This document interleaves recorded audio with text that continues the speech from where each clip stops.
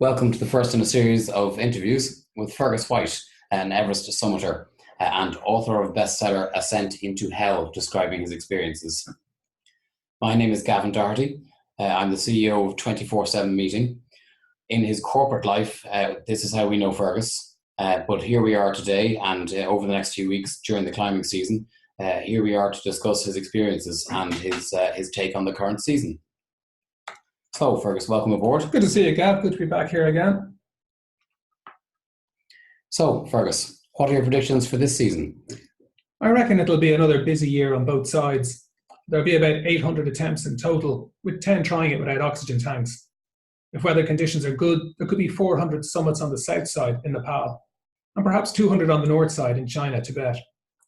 Longer term, Everest will get busier and busier. The demand is exploding. As a result, it will get more expensive over the next few years. And regrettably, more than half a dozen climbers will lose their life each year. And have recent deaths like that not scared people away? No, Everest is as popular as ever, despite the risks and recent deaths. 50 climbers died in the last 5 years on Everest, which of course leads to a lot of politics and recriminations. Government policies in Nepal and China change and rechange in response. But this just distracts from the mountain itself and the climbing. For many, it's a lifelong dream. High-altitude climbing is inherently dangerous. It always will be, and regulations will only scratch the surface. More and more climbers are coming from India and China in recent years. The Chinese, US, and Indians now have the most number of summits by country. This will all add to the crowding. Somehow in India, it has become a common belief that an Everest summit is a route to fame and fortune, which of course it's not, but the demand keeps growing. Okay. Well, here we're looking at a slide showing the base camp, the bottommost camp, as it were. So what's happening over there this week? The Sherpas have arrived at Everest Base Camp. On the south side, they're busy building camps. To do this, they have to flatten out platforms in the rock and ice on the Kathmandu Glacier. Ice axes and shovels are the basic tools for them. Each team will have large tents for cooking, storage, and eating. They all have to be tied down firmly, of course, to withstand the strong winds. Once the climbers arrive, they'll pop up their own individual sleeping tents. Okay. The climbers themselves, they flew into Kathmandu last week and they met with their new teammates. Most have now arrived into Lukla Airport, the entrance to the Himalayas. They'll be trekking up to base camp now this week. And Everest II, it's already been set up.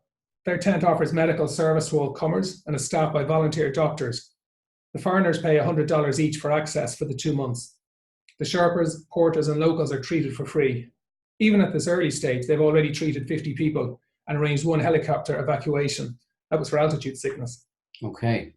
So looking at the Icefall here, that's real climbing. When does the actual, what we saw previously was a load of tents, well, when does the actual climbing start?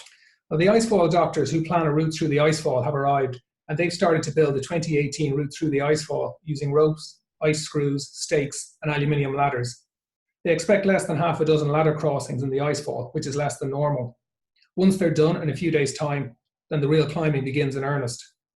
By next week, the camp will have over 1,000 climbers, Sherpas, guides, cooks, and base camp managers from all over the world. Wow. So all that kind of stuff's got to cost a fair bit. What are the costs? Yeah, it's not cheap. You've got that right, Gav. An Everest climbing permit from the Chinese side is $10,000 per person. In Nepal, it's $11,000. This is a government charge. The average price to join a commercial team is around about $40,000 per person. Wow. And is that, I mean, say in terms of range, is that a standard or does it go up or are they higher or they're lower? It's like everything in life, I suppose you pay for what you get. A bare bones team could have a slot for about $20,000. That would offer minimum support, so a base camp and some tents at the high camps. A standard supported climb ranges from $30,000 to $80,000. That's US dollars, of course. That would offer a large and fully stocked base camp, Sherpa support, Western guides, equipment and oxygen tanks being transported up to the mountain, and maintenance of tents at the high camps. However, prices of up to $110,000 have been quoted for all sorts of luxuries and constant personal support. The low-cost Nepali teams, they were run by Sherpas who previously worked for Western teams. They used to compete on price. Their operating costs are much lower than the Western teams. However, with such demand, they've now increased their prices closer to those of the traditional teams. Okay. And what kind of changes have taken place over the last little while? Well, due to the increased demand, the Icefall doctors will try to open the Icefall route a week earlier than normal. This will allow for more summit days and lessen crowding on the critical nights. A new feature is helicopter drops of equipment up to Camp 2 at 6,300 metres. This is still being trialled. It's much safer for the Sherpas. Flying the rope fixing gear up to Camp 2 greatly lessens the number of carries they have to make through the dangerous icefall. It also helps to get the route to the summit open earlier. This will allow those who are ready to grab an early summit if a weather window presents itself. And then lastly, another change, the crevasses between Camp 1 and Camp 2 are getting bigger and there are more of them. This will make that section more dangerous. It will take longer than normal as the climbers have to either negotiate them or walk in a zigzag fashion some distance around them. Okay, I can see the crevices there. And any new regulations? Yeah, every year there's always new regulations, and some last and some don't last. But over on the Chinese side, China now requires all Chinese climbers to have an 8,000 meter summit under their belt before climbing Everest. This will make expeditions from the Tibetan side safer for all. But as with all regulations, it will be difficult to police with 100% accuracy. Also, again, on the Chinese side, the Chinese now require a $5,000 trash deposit from all teams.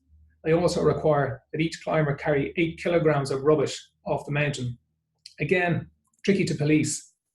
If a storm hits, it's every man for himself. And an injured climber or one who's being heli-vaced out, well, obviously he won't be carrying 5 empty oxygen tanks in his stretcher. True enough. Okay. And then a topical question. Does global warming affect the climbing at all? It does, yeah. The level at which water freezes is rising at altitude every year. This has caused changes in the snowpack and ice formations on Everest. It's something that has to be considered when planning the route. The real concern is that it's making the icefall more unstable. By late May, the ice screws and stakes that hold the fixed rope will be melting out. Once that happens, it's season over. Okay.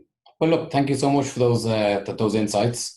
We're all glad to come in and chat to you as always. Very much so. And we'll maybe touch bases in about 2 weeks' time or that kind of thing as the season progresses, and we'll just see what kind of progress or what's happened. Absolutely. Delighted to do this again, and we'll maybe cover a few different topics. Sounds good. Thank you. Thanks, Scott.